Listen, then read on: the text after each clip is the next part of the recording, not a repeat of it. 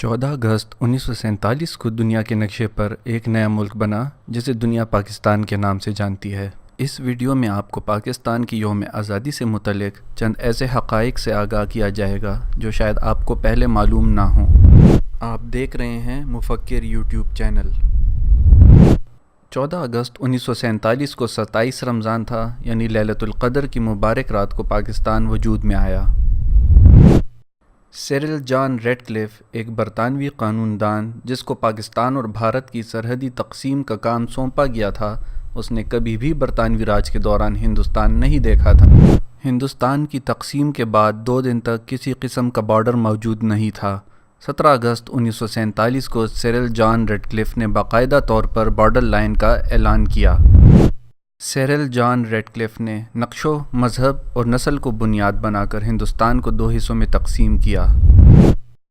جولائی 8، 1947 کو جان ریڈکلف کو ہندوستان کو 2 حصوں میں تقسیم کرنے کا کام حوالہ کیا گیا اور ایسی تقسیم کے لیے جہاں اس کا اس سے قبل کبھی آنا جانا نہیں ہوا تھا، اس کے پاس صرف 5 ہفتے تھے۔ اگست 9 اور 14 کے درمیان اگرچہ ریڈکلف نے اپنا کام مکمل کر لیا تھا، مگر کچھ اختلافات کی بنیاد پر اس کو ملتوی کرنا پڑا اور 17 اگست 1947 کو ہی بارڈر کا اعلان ممکن ہو سکا۔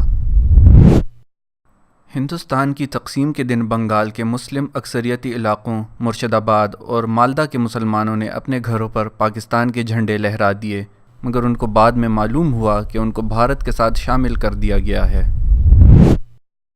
پاکستان کا یوم آزادی 14 اگست کو، جبکہ بھارت کا 15 اگست کو اس لیے منایا گیا کیونکہ لارڈ ماؤنٹ بیٹن دونوں نئے ممالک کی یوم آزادی کی تقریب میں شرکت کرنا چاہتا تھا، اس لیے دونوں کے درمیان وقفہ رکھا گیا۔ سلطنت پاکستان یا بادشاہت پاکستان بھارت سے جدا ہونے کے بعد ہمارے ملک کا پہلا سرکاری نام تھا، جسے بعد میں تبدیل کر کے اسلامی جمہوریہ پاکستان کر دیا گیا۔ آزادی پانے کے بعد پاکستان کا پہلا دارالخلافہ کراچی تھا۔